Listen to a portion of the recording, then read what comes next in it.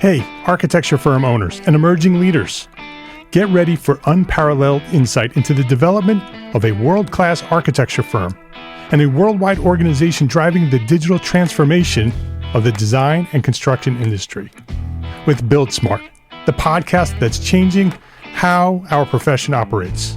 We share the incredible stories behind innovation in the building industry with my friend and co-host, Patrick McLeamy, FAIA, former CEO of the international architecture firm, HOK. You know, Yamasaki's office or firm lasted during his lifetime. And when he passed away, I think that was the end of the Yamasaki office. Helmut did not want that. He wanted a firm that would live out and grow beyond the founders. In Season 1, discover the untold stories behind HOK's meteoric rise, from 150 employees in St. Louis to a powerhouse with over 1,900 staff members and 27 offices worldwide. You know, they weren't as polite as the Kojima people. That was just boom. And anytime you have a creditor, whether it's Kojima or the bank, that wants their money, unless you can raise money someplace else, you are out of business. Bankrupt. And hold on tight for Season 2, where Patrick takes us on a new adventure as chairman of Building Smart International, shaping the future of digital transformation in the design, construction, and operation of built assets. Ian Howell, Ken Harold, and I, Ken was my technical representative from HOK. The three of us took a tour of Europe of 5 cities in 5 days. Very busy time. Simply follow the link in the show notes to subscribe to Build Smart now and uncover lessons that will transform you and your architecture firm.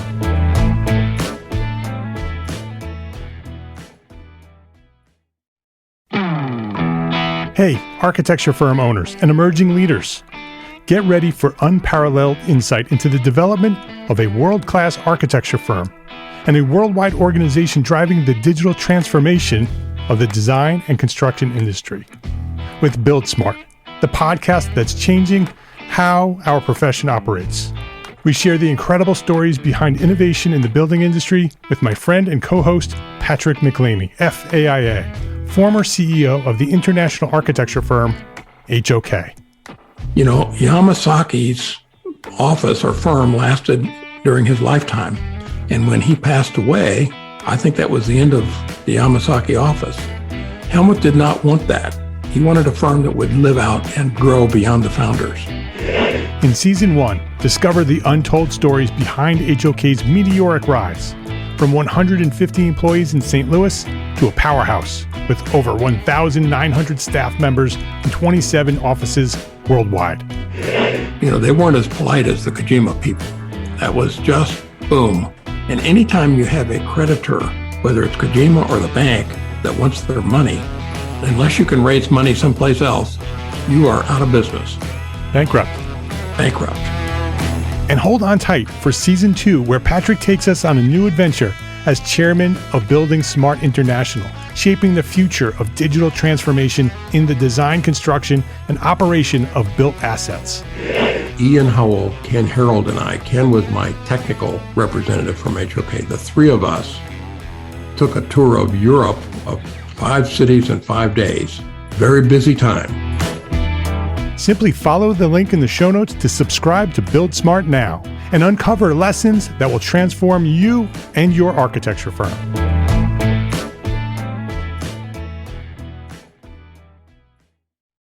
This is the Entrepreneur Architect Podcast, episode 68.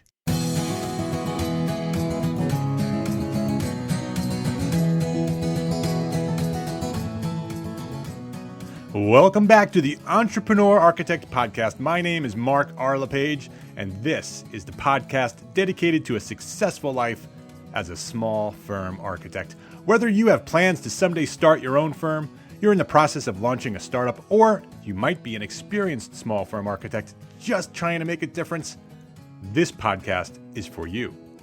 My goal is to inspire you to build a better business so that you may pursue your purpose with passion and live the life of your dreams.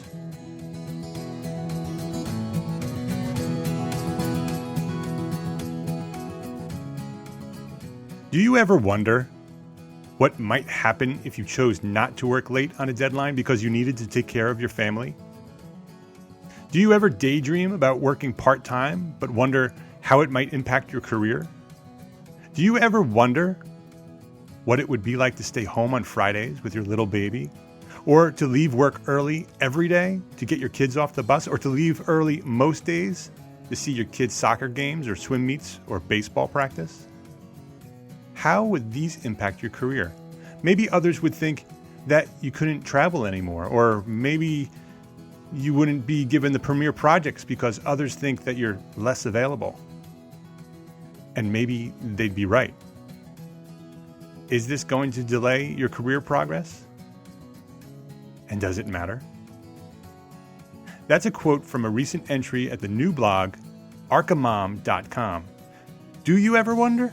Do you ever wonder what life would be like if the profession evolved to universally accept flex time and remote studios? Do you ever wonder what it would be like if our profession and our professional cultures throughout the world could put a priority on raising families over making money? Do you ever wonder what could happen when one person recognizes a problem and decides to take a lead to find a solution? Well, today on the Entrepreneur Architect Podcast, I'm speaking with the founder of arkamom.com. Amy Kalar is one such person who's decided to stop watching from the sidelines. She's a leader in our profession, and she is pushing us all to wonder. Support for everything we do here at Entrepreneur Architect is provided by our platform sponsor, FreshBooks, the easiest way to send invoices, manage expenses, and track your time. For a free 30-day trial, visit freshbooks.com/architect. Amy Kalar, welcome to the Entrepreneur Architect Podcast. Hi, thank you for having me. Thanks for taking your time and joining with us. You're a mom. I am. You have 2 kids, and like me, you're married to an architect. Yes. Who, from what I understand, is also on his way to becoming an attorney. Yes. That's pretty exciting. Very. And you yourself, you're an architect. You work for a large healthcare firm in Minneapolis, and you're very involved in the profession. So you are one crazy busy lady. It's true. And that you weren't busy enough. You decided in January that you wanted to launch a blog, and at the blog you write weekly about your life as a mom and your life with your career in architecture. And the blog is called arkamom.com. But before we get into that, I want to do what we always do here at the Entrepreneur Architect Podcast, talk about you. I'd like to know your origin story. When did you decide to become an architect? Why did you become an architect? And sort of tell us your journey from that point to where you are today. Sure. So I think like a lot of architects, I knew from a pretty young age that I wanted to be an architect. It wasn't until I took a drafting class, I think, in maybe even junior high, not even high school, and they had the old blueprint machine with the really smelly, stinky chemicals, and we drew up house plans, and I thought, wow, that was pretty fun. And so in high school, I took some more classes, and one of the classes that I took us through a tour of like to Minneapolis and St. Paul, and the teacher was a great lover of architecture and just really appreciated some fantastic buildings, and so we went and we toured a bunch of those, and I was like, yeah, this is definitely what I want to do. And it was funny, I only applied to one school of architecture. I didn't apply anywhere else, and I just knew it was what I wanted to do, and once I found the school, I knew where I wanted to go. So I went to college in Montana State, University in Bozeman, and studied architecture there. And between undergrad and grad school, I worked on the West Coast a little bit and finished up grad school. And I noticed in grad school that there weren't a lot of women in my class, but I thought that was a Montana thing. You know, I was out kind of in the middle of nowhere. Bozeman's nestled between 3 mountain ranges, and I wasn't on a coastal going into school on a coastal school, and I thought, maybe that's it. And when I go back home to Minneapolis, there'll be more women, and I didn't really think much beyond that. And then I eventually did come back to Minneapolis, which is I'm from here. My family is still here, And my master's thesis in college was in elementary school. And I really, really truly believe that as an architect, you can impact how well people fill in the blank. You can impact how well people learn, how well people heal, how well people just work in their environment through architecture. And I've long since believed that. And I really thought education is a key area where you can impact how well a child learns by their learning environment. And I did K through 12 for quite a while, and I loved it. But then I also recognized that healthcare environments really can impact how well we heal, and that that I could have a big influence on that through healthcare architecture. And so in 2007, I joined my current firm, HGA Architects and Engineers, and I've been a healthcare architect here ever since. And even throughout my entire journey to this point, it really wasn't until I started having kids that I was like, wow, where are the women?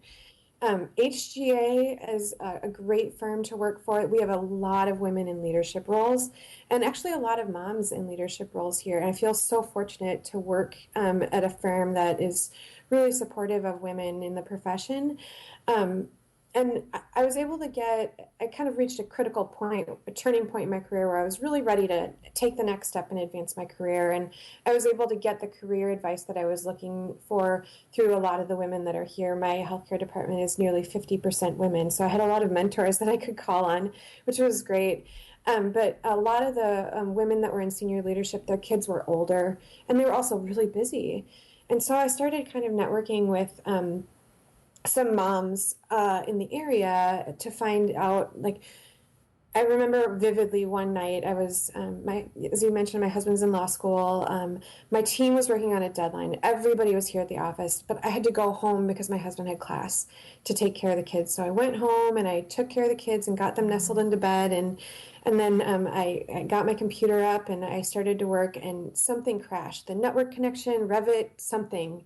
And I was like, oh my, it was completely overwhelming. And I couldn't help my team. And I was really frustrated. And I thought, there's got to be a better way. There's got to be some network of support. How do other working parents do this? And I hopped online and looked for something, and there was resources nationally. AIA National had some women in architecture stuff, but there wasn't really anything locally. And that night I went to bed, and it was one of those nights where I couldn't sleep because my mind was racing, and I knew that I had to do something. I had to take action. So the next day I got in touch with a friend of mine that I knew also had a young daughter.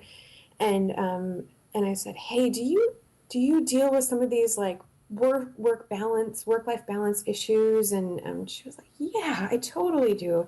And I'm like, and I'm trying to advance my career and I'm struggling because of this, that, and the other thing. And she's like, yes, I do. And so we decided to get together and just have a book club on Sheryl Sandberg's Lean In. And we got a ton of people to come. And it was really pretty overwhelming. And we thought, okay, we've got to take advantage of this. And that all rolled into developing the Women in Architecture Committee with the AIA Minnesota. And then I also continued with a more inclusive group. That's the Women in Architecture and Design Twin Cities, which involves architects, interior designers, engineers, real estate professionals, and anybody that really wants to come. And it leveraged me and encouraged me to start something even within my own firm. So we have Women in Architecture at HGA. And there's some conversations that have started with that. And really, it was that turning point that night that my head hit my keyboard and tears just started flowing, thinking there's got to be a better way, that it launched me on this path of trying to just create a support network for women that are trying to advance in our profession. And when I dug into the numbers, it was really like, what is going on here? We're graduating 42% women, and yet only, I think, like 16 or 17% are AIA members, and 20%, including associate AIA members. So licensed and non-licensed AIA members are 20% women. And I thought, well, that's half. Where did the rest go? What's going on? And that kind of launched everything for me. It was the starting point, and it's just continued. There's been a lot of support and momentum behind all of the efforts that I've been doing. Well, it sounds like you've been even busier. So you, how often do you meet with those local groups? So the Women in Architecture Committee meets once a month. That's with the AIA. We meet once a month to collaborate and figure out what we're doing, and then we have an event about once a month. Maybe like I think we're aiming like 8 to 10 times a year. Mm-hmm. The Women in Architecture and Design, it was meeting quarterly, and now we're trying to move it every 6 weeks. That group does basically a book club a lot of times. So we pick a book, we read it and talk about it. But I've started to intersperse some other events in there. We recently watched, we had a video event where we watched a part of Google's talk on unconscious bias. There was a TED talk on the career advice that women tend to never get, which is about business acumen. And we watched another one. I don't know if you're familiar with Carla Harris. She's a speaker, and she spoke at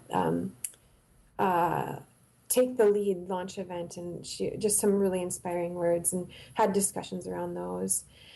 The HGA group, we're meeting monthly last year, and we're kind of shaking things up a little bit, trying to figure out the structure here that's going to work. And so that group, we have a core team that meets every other month, and then on the opposite month, we all meet as an individual office, or we try and do a group event.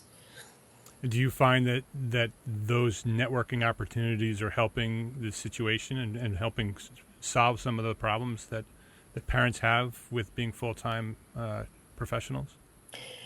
I think that it's starting. I think that we're on to something. I think that within the Women in Architecture and Design, the community group, that one is really a support network. And that one is a place where women can come and talk about the issues that they're facing and hear from other moms on, or other professionals on what issues they're dealing with and the struggles that they face, and kind of actually get advice from more senior women and some of the younger women. It's a great networking place for jobs, actually.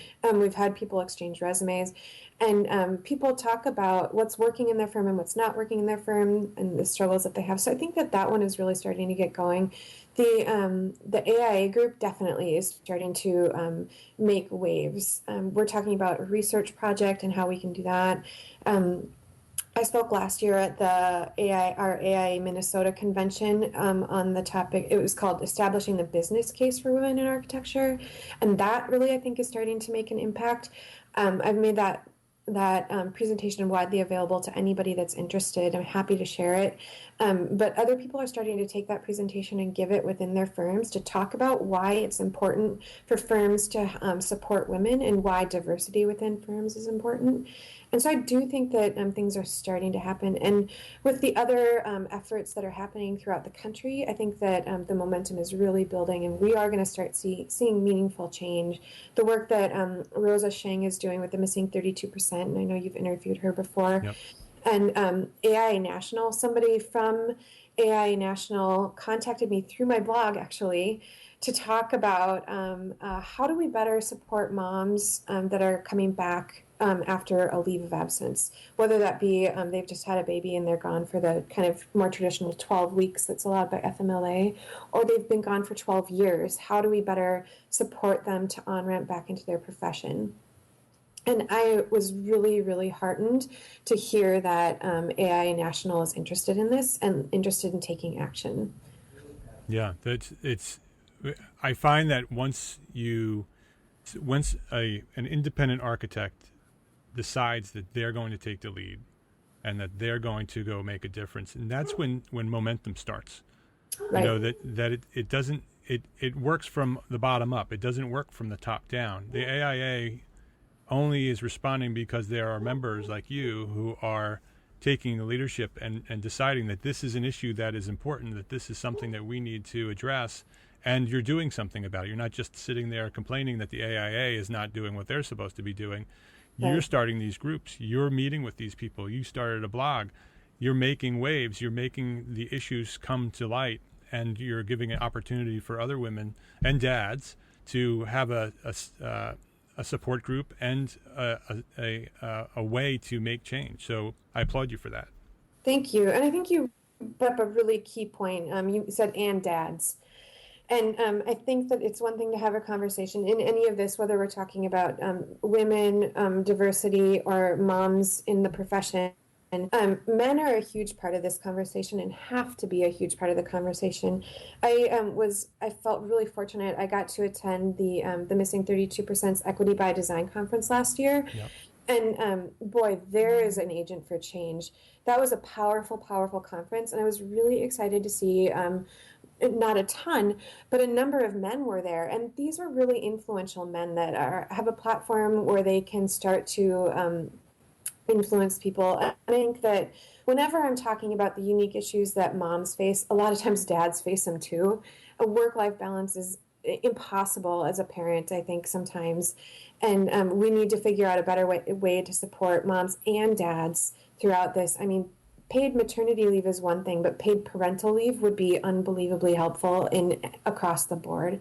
And I think that moms, dads, women, men in the profession, everybody needs this conversation to make meaningful change. I agree. I was at the symposium as well. I think that's where we originally met. Yep.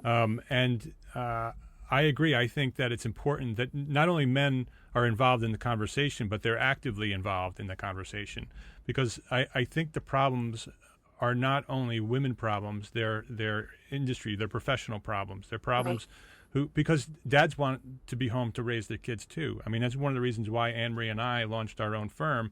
So we had that opportunity. We didn't have to, ask a firm whether we can do that or not. We built a life that works around that, so we can share that responsibility. But there are many architects like yourself who work at very large firms, and you need to create that environment at those firms for the opportunities for moms and dads to raise their children in a meaningful way as well. And so the conversation is critical, and I think the work that Rosa is doing and her group is creating some serious momentum. And I think that the work that you're doing is also creating momentum. And I think the blog is going to have a major impact on what's happening and the conversation that's happening. Because with a blog and a weekly blog post, you'll be able to start connecting with the nationally and globally, because that's what happened with Entrepreneur Architect. You start local and you start growing, and all of a sudden you're affecting the entire world. That you get responses from Africa and Australia and all over the world are coming back to me saying, "Look, I have the same problems you have," and I'm sure if it hasn't already happened, it will happen for you as well. That this is not an American problem. This is a global problem. And so it'll be very interesting. So let's talk about the blog. What inspired you to take that next step? Because you're doing this very important work locally. You're very busy as a professional. You're very busy as a mom. Taking on a blog and being consistent to the point where it's really going to have some sort of effect. It needs to be a consistent effort. What inspired you to take that next step? So I'm not going to lie here, Mark. It was you. It was you. I will never forget. It was right after the convention, and I had just given the talk for establishing the business case for women in architecture.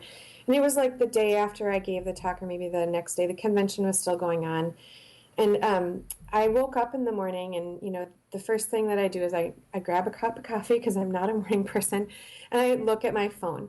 And there on my phone was a tweet that you had tweeted, and it was something like, "Wow, there is a real need here. Why is there not a blog about for moms who are architects?" And I went, okay, I need to think about that. And I had to run to a client meeting before I went to the convention, and I went to the client meeting, and I was in the car on the way back, and I had that same heart racing kind of moment when that I had when I thought I need to start doing something for women in architecture. I had that same heart racing moment. I remember it was kind of a long drive back from the client meeting, and in the car the whole way I was like, oh my gosh, this is absolutely a void that I am able to fill, and one that I do care about a lot. And I kind of needed to think about it, and I wanted to make sure that I did it right. And I honestly, every day it's something new, and it's trial and error. And I don't know what I'm doing, but I look to what other people are doing, and I just do my best. And I keep putting one foot in front of the other and hoping that, someday I'll have made an impact. And already people are starting to write on the blog, write back in the comments section, which is great to hear. And I just knew that you were absolutely right. There's a huge void there, and there was space for that kind of platform. And I thought, I've started these other efforts for women in architecture, and the ball is rolling on them. And it's some of them. It's time for me to step back and let other people start to lead, and let other women rise into leadership roles. Right? That's the whole point. Right. And so starting to support women to do those efforts a little bit more, and which allowed me a little bit more space to do the blog. And it took me a little while to get it set up. And even still, like, I have a very full life, and there's days I'll almost always try and write my blog posts on Sunday night and launch them by Monday afternoon. And there's been times when I've missed that. And I try and just be forgiving of myself and just say I'm doing the best that I can, because it's hard being a working parent. It's just hard, and you have to be able to forgive yourself sometimes and give yourself the space you need to accomplish what you need to do. And so it truly was, you were just so right about there being an opportunity there, and there really was and is. And so I keep surprising myself. Before I started the blog, I made this big list of rules that I would always try and check, and to make sure that I'm always positive, and that that it's relevant, that I'm posting things that people are going to be interested in. And then I made another list of topics, and so I have all these lists that I almost never reference, because each week something new comes up, and I never expect to write about the thing that I've been writing about. A great example was the one that I I think it's called "Do You Ever Wonder?" And I wrote a blog post about, do you ever wonder what would happen if you don't respond to that email at 11 o'clock at night? Or do you ever wonder what would happen if you didn't call back the contractor that's called you 3 times, that is desperate for information, but you've got to go to your kid's soccer game? And because it's something that I was dealing with at the time, and I was like, and one thing that I often wonder is what would be the impact of if I wanted to work part-time on my career path, and I wonder these things a lot, and I think I'm not the only one that wonders about what if I took that balance that is such a delicate balance between work and home, and I shifted it. What would the impact on both be? And what if I shifted it a little bit? What if I shifted it a lot? What would that impact, and how would I feel about the impact on my career or my home life? And would one, how do you experiment with that to find the right balance and keep your career on the right path? So, I mean, that's just something I sat down that night literally expecting to write about nursing mothers and mothers' rooms, and something entirely different came out. Yeah, and that one will have to wait. Right, exactly. And it happens to me so frequently that I still have this list of things that I wanted to address. And so, I'm just kind of getting started, and I really want to hear from other people and other moms and dads. What do they want to hear about? What are they struggling with? What can I investigate? What can I talk about from my own perspective?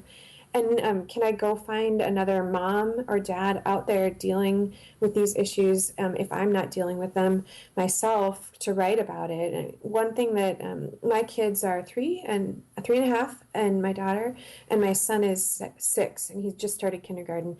So I don't have a newborn anymore. And it's funny the things you forget about when you get past that stage. And so that's why I wanted to launch the Amazing Arca Moms series, because I want to hear from those moms that are brand new, and what are they dealing with? And they have the unique ability to talk about it in the space that they're in right now. Yeah, I love that idea. I saw that, the Amazing Arca Moms. I think that will be great. And I think creating a platform where you will invite others to join you and guest post Yes. will be a critical part of what you do, because I think people will learn who you are and will build this relationship with you, but you can only tell your story. So if you can tell many other stories as well, it will be even more that more impactful. Yeah, Rosa, and it was I think that the Architalk series that was talking about a day in the life, that was also right around the same time when when you said there's space for this blog for moms. Um, and Rosa got an overwhelming response from, she said, what's a day in the life of an ARCA mom? And had a whole series, and a bunch of people wrote in for that, and talked about it. And I actually wrote a post and I sent it to Rosa, and I said, wait. After I sent it, I wrote her back and I said, wait, don't post it, because I want to be able to post it and launch my blog with it. And so that's what I did.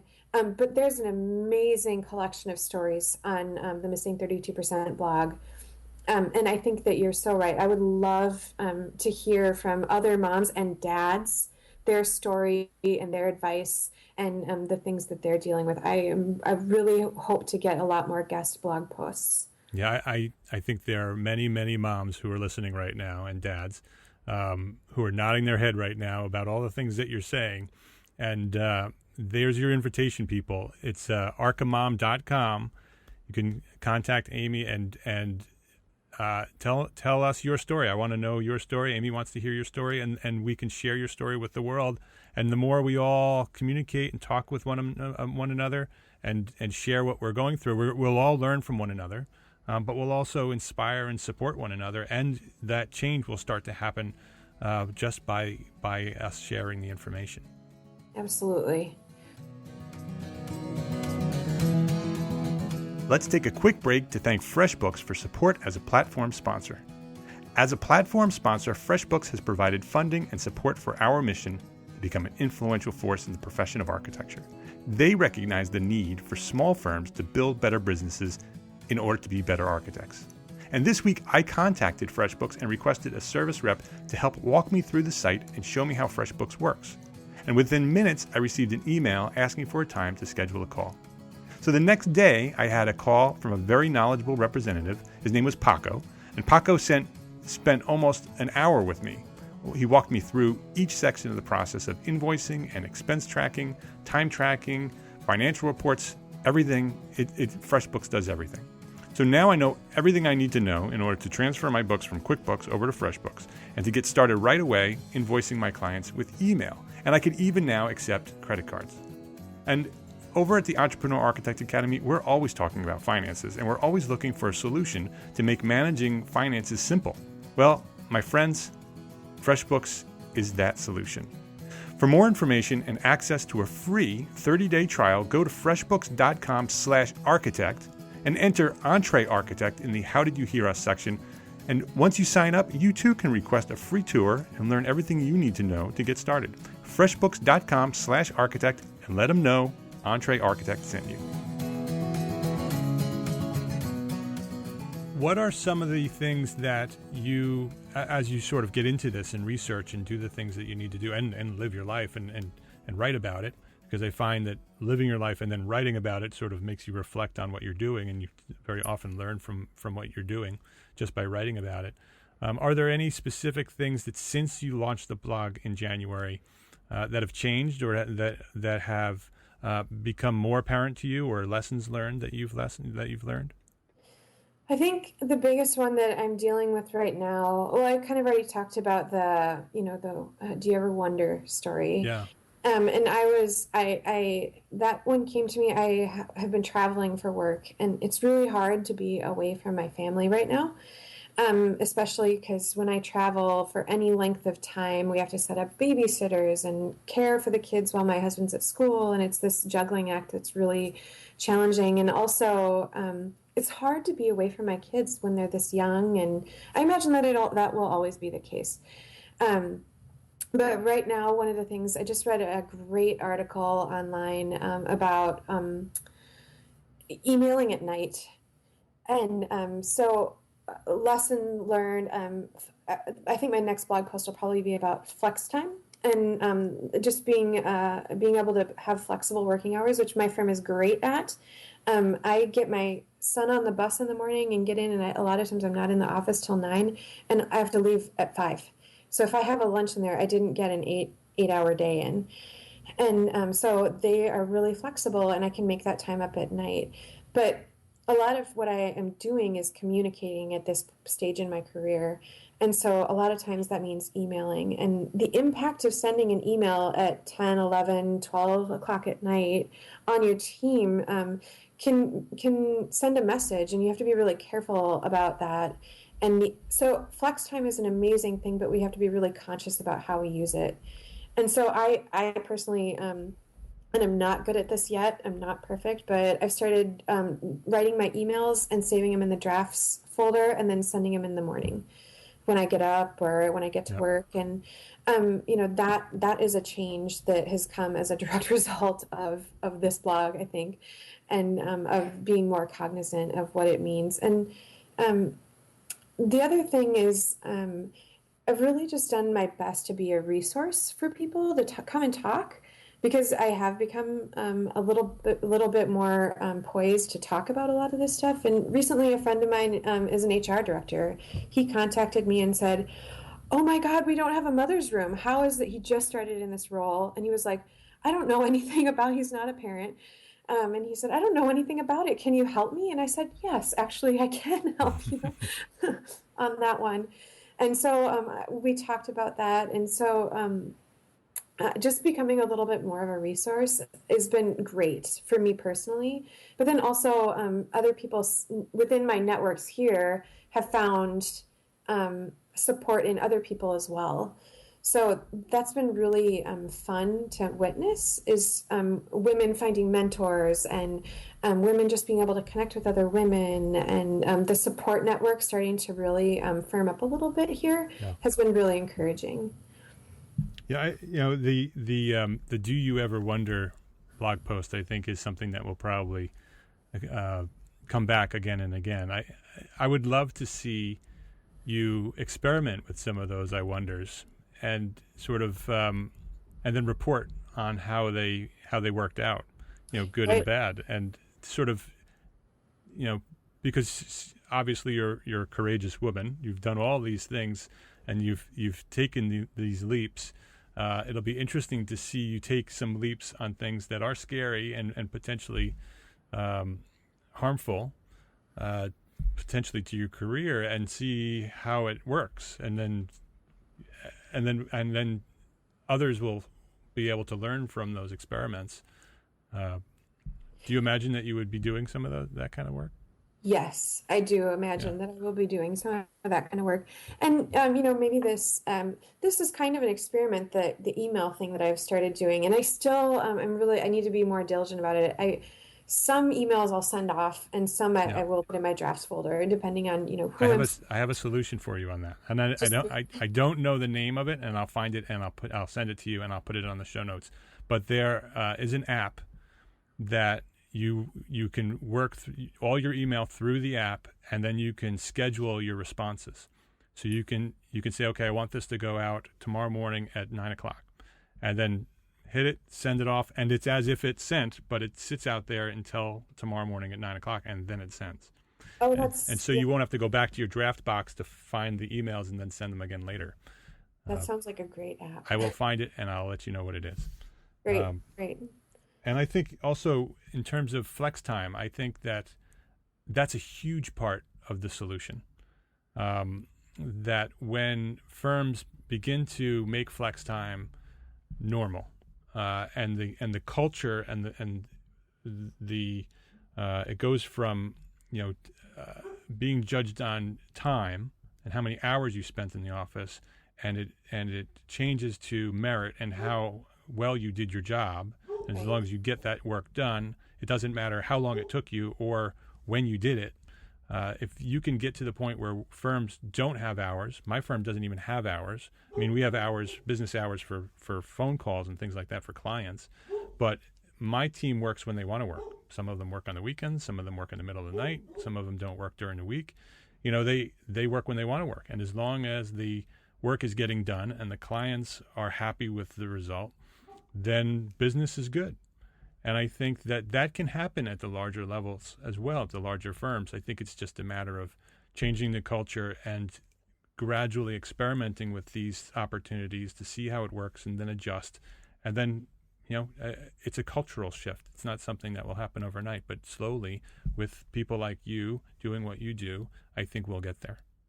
And I think you hit on a really key point in all of this for me is I work at a really large firm and you work at a really fairly small firm. And I think there's some fundamental differences in how things happen. And I think that the issues that I face as a mom in a large firm are different than the issues that a mom faces in a small firm.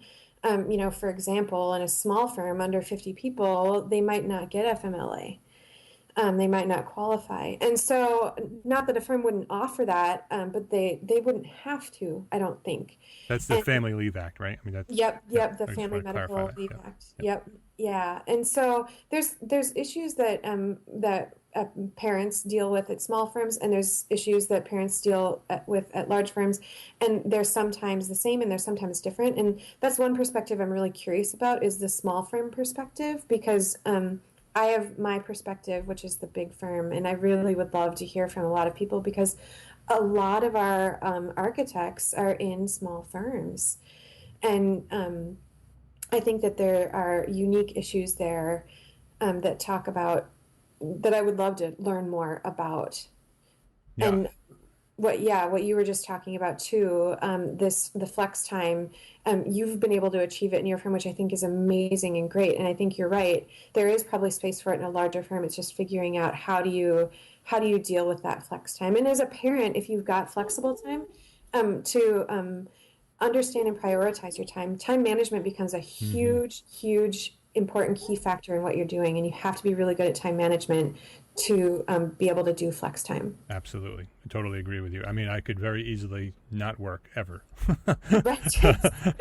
Because no one knows when and where I work. So it's up to me to make sure that the work gets done in a timely manner. And so, that is a big part of the of that calculation. Mm-hmm. Are there anything else? We're sort of wrapping up here. Is there anything else that you sort of want to get the message out and let people know about? I guess the message that I would want to send to working parents is if you think that architecture is not for you for some reason anymore, reach out and have a good conversation with some other working parents. I was really close to leaving the profession, I'm not going to lie, and the work that I've been doing with women in architecture has kept me in and been really amazingly fulfilling for me.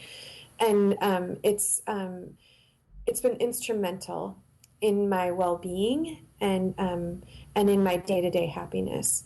And I would just really encourage parents. I'm not saying that you shouldn't take a leave. I'm just saying don't give up hope on the profession. There's a lot. We all became architects for a reason, and it was a good reason. And the profession can and has to change to adapt to better support working parents. And it will, and it's going to, and it started already, and we're starting to see the change. And so before you really leave, reach out, talk to some working parents, talk to people, because there's likely a solution. And my two pieces of advice, and I've lived by this mantra for a long time: dream big, dream so big, because it just might happen. And the second piece is don't be afraid to ask. I'm amazed. I get really afraid to ask things, and sometimes I'm just like, I'm just going to do it no matter how painful this is going to be. How painful I think it's going to be, and 9 times out of 10, I go in with a case that says I need to do this for this, and this reason, and it's going to benefit you for this, and this reason. And they're like, well, yeah, that makes perfect sense. Go right ahead. And I'm like, what? Yeah, right. It was that easy. I just had to ask.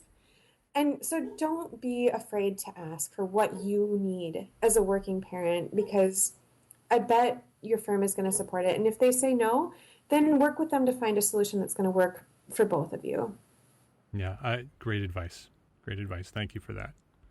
And thank you very much for being here today. I think Thank you for having me. You're welcome. I think the message that you are spreading and the work that you are doing is critical. I think that there are pieces that are missing in the profession. And I think the gap, the void that we discussed earlier needs to be filled. And I thank you for filling it. Thank you. Thanks for having me. Is there any place, what's the best place that people can find you if there are listeners out there who want to contact you just to say thank you for being here today, or if they want to get involved in your blog or anything else you're doing, what's the best way that they can get in touch with you? Sure. So right on the blog, there's space for comments under the About Me section or About the Blog section, and that's archimom.com. And I'm also on Twitter. Just my handle is just at Amy Kalar. Amy Kalar. I'm pretty new to Twitter. Those are probably the two best places to get in touch with me. I'm also on LinkedIn. The Women in Architecture and Design Twin Cities group has a LinkedIn page, and I'm always posting articles there, some pretty great articles. So if you're looking to just read up on issues that women face, that's a great place to do it. But I would say Twitter or the blog. Okay, and the Archimom Twitter handle is taken. So, it is. So if there's anybody out there in the podcast land who owns Archimom at Archimom on Twitter, let us know. We'd love to talk to them. Yes, absolutely. Okay, well, fantastic. Thank you for your leadership as an architect and as a mom. So thank you very much for being here. Thank you so much, Mike. And before we wrap up here, I just wanted to let you know about Entree Architect one-day live event. Yes, it's a live event. Finally, people have been asking for live events. This is your opportunity. It's scheduled for May 17th in Atlanta, Georgia. That may sound familiar. That is the day after the AIA convention. So whether or not you are attending the convention, this is the place where you will experience real growth. It is an all-day mastermind event where a small group of small firm architects will join together, take massive action, and make some serious progress with their business. This is not a sit back and watch the seminar event. This is a roll up your sleeves and get to work event. This may be the game changer you're looking for to take your firm to the next level. For more information, visit entrearchitect.com/Atlanta.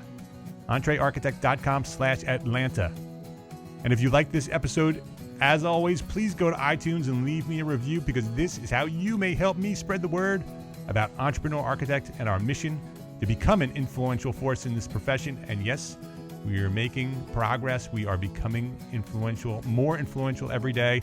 And it's because of you spreading the word. So go to entrearchitect.com/iTunes, or if you find yourself in iTunes, just search for Entrepreneur Architect and you'll find us. So that's a wrap on today's show. Show notes and a direct link to download this episode may be found at entrearchitect.com/episode 68. And before we go, as usual, quote of the week. This is from Sheryl Sandberg, author of Lean In. Thought it was very appropriate for this episode of the podcast. Sheryl Sandberg, Lean In. What would you do if you weren't afraid? Think about that one. My name is Mark R. LePage, and I am an entrepreneur architect. I'll see you next week.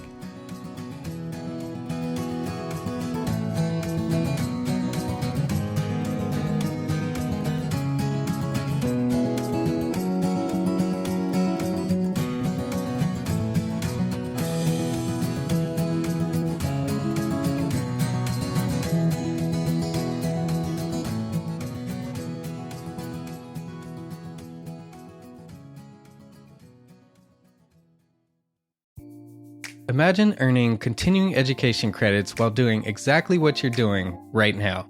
Well, you can.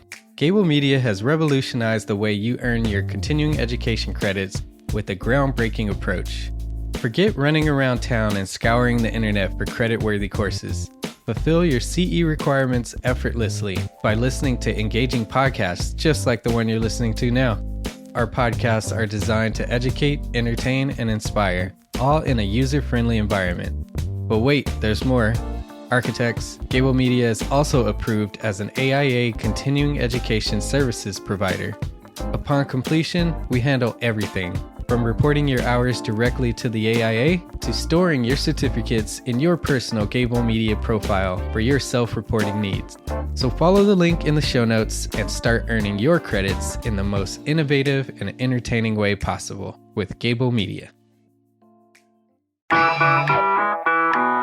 Attention architects and creative minds, get ready to supercharge your brand with Build Your Brand, the podcast that's unlocking the secrets of branding success for creatives.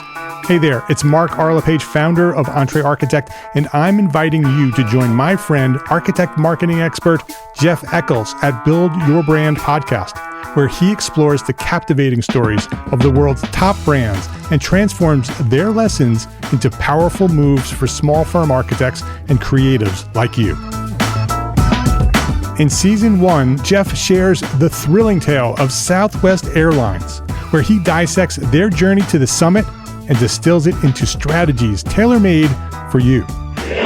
It's important to keep in mind that companies like Southwest compete in the real world, just like you, and face real-world challenges, just like you. You might be surprised at how similar those challenges are to the struggles that you grapple with on a day-to-day basis. Don't miss out on your blueprint for success. Subscribe, tune in, and let's build your brand together. You may have noticed that the very best brands in the world are also known for having somewhat unique corporate cultures. That's often the glue that holds everything together when they encounter those rough spots. We don't do it because it inconveniences the passengers to whom we are primarily dedicated, the short haul, frequent flyer. Follow the link in the show notes to subscribe to Build Your Brand today. Remember, no matter the size, the journey's the same. Your brand's journey to the top starts here.